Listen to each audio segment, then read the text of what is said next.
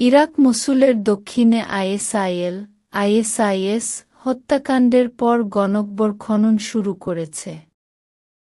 ইরাকের দ্বিতীয় বৃহত্তম শহরের কাছে অবস্থিত আল-খাসফা সাইটে 4,000 এবং সম্ভবত আরও হাজার হাজার ধ্বংসাবশেষ থাকতে পারে।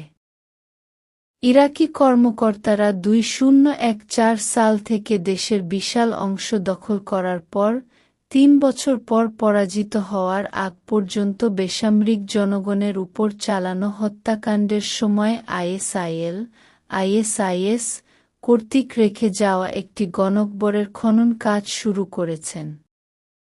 রবিবার রাষ্ট্র পরিচালিত ইরাকি সংবাদ সংস্থা জানিয়েছে, স্থানীয় কর্তৃপক্ষ, বিচার বিভাগ, ফরেনসিক তদন্তকারী, ইরাকি শহীদ ফাউন্ডেশন এবং গণকবর অধিদপ্তরের সাথে মিলে উত্তরাঞ্চলীয় শহর মসুলের দক্ষিণে আল-খাফসায় খননকাজ চালাচ্ছে।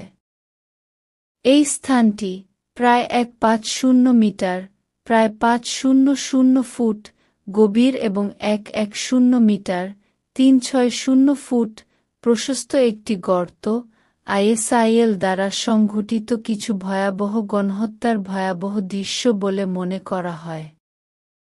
শহীদ ফাউন্ডেশনের গণকবর খনন বিভাগের প্রধান আহমেদ কুসাই আল-আসাদি অ্যাসোসিয়েটেড প্রেস সংবাদ সংস্থাকে বলেছেন যে নিনেভেহ প্রদেশের অনুরোধে তার দল 9 আগস্ট কাজ শুরু করেছে। আল-আসাদি বলেন, প্রাথমিকভাবে অভিযানটি দৃশ্যমান মানব দেহাবশেষ এবং পৃষ্ঠতলের প্রমাণ সংগ্রহের মধ্যেই সীমাবদ্ধ থাকবে এবং পুরো কবরস্থান থেকে কবর তোলার প্রস্তুতি নেওয়া হবে, যার জন্য আন্তর্জাতিক সহায়তার প্রয়োজন হবে বলে কর্মকর্তারা জানিয়েছেন।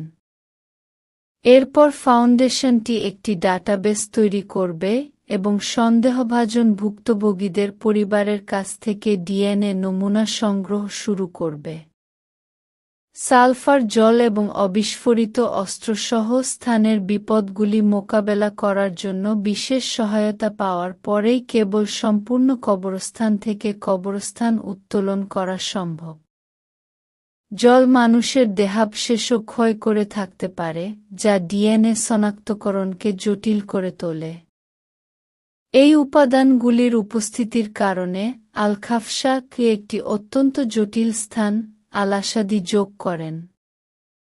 প্রত্যক্ষদর্শী ও পরিবারের অচাইকৃত বিবরণ এবং অন্যান্য অনানুষ্ঠানিক সাক্ষ্যের ভিত্তিতে কর্তৃপক্ষ অনুমান করে যে সাইটটিতে কমপক্ষে 4,000 দেহাবশেষ থাকতে পারে, আরও হাজার হাজার থাকার সম্ভাবনা রয়েছে। আল-খাসফা ইরাকের দ্বিতীয় বৃহত্তম শহর মসুলের কাছে অবস্থিত, যেখানে আইএসআইএল 2017 সালের শেষের দিকে ইরাকে পরাজিত হওয়ার আগে নিয়ন্ত্রণ নিয়েছিল। তার শীর্ষে আইএসআইএল ইরাক এবং সিরিয়া জুড়ে বিস্তৃত যুক্তরাজ্যের অর্ধেক আয়তনের একটি অঞ্চল শাসন করেছিল।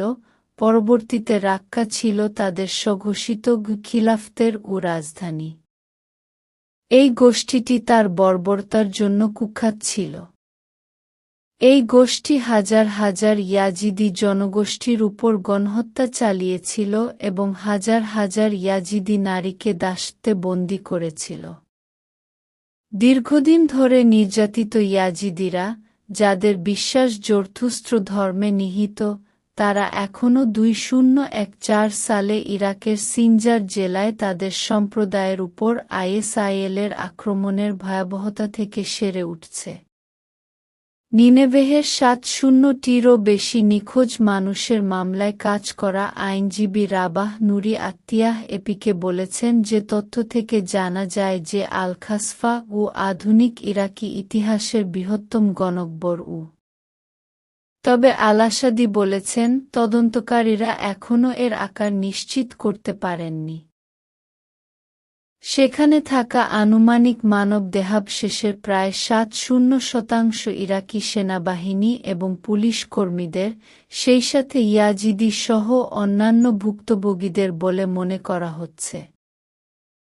এলাকার অসংখ্য প্রত্যক্ষদর্শীর সাথে করা সাক্ষাৎকারে দেখা গেছে যে আইএসআইএল যোদ্ধারা বাসে করে লোকদের হত্যা করার জন্য সেখানে নিয়ে এসেছিল। তাদের অনেকের শিরশ্ছেদ করা হয়েছিল, আল-আসাদি বলেন। আইএসআইএল যুগের গণকবর ছাড়াও ইরাকি কর্তৃপক্ষ সাদ্দাম হোসেনের শাসনামলের সময়কার এই ধরনের স্থানগুলি আবিষ্কার করে চলেছে, যাকে 2003 সালে মার্কিন নেতৃত্বাধীন আগ্রাসনে পতন করা হয়েছিল, যা আল জাজিরা প্রকাশ করেছে।